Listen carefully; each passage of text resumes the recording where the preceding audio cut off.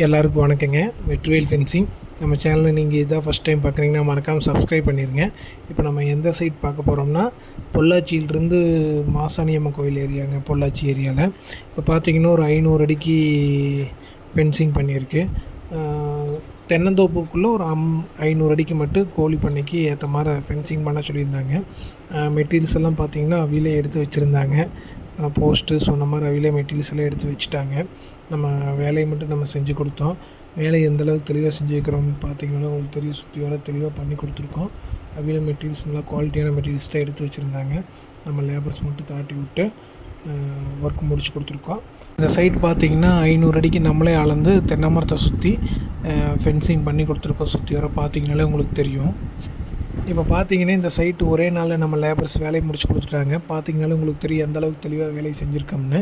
நம்மக்கிட்ட இது போக 6 அடிக்கல், 7 அடிக்கல், 8 அடிக்கல் ரீட்டெயிலையும் சரி ஹோல்சேலையும் சரி ரேட்டு கம்மியாக பண்ணி கொடுத்துருக்கோம் பெஸ்ட்டான ரேட்டில்.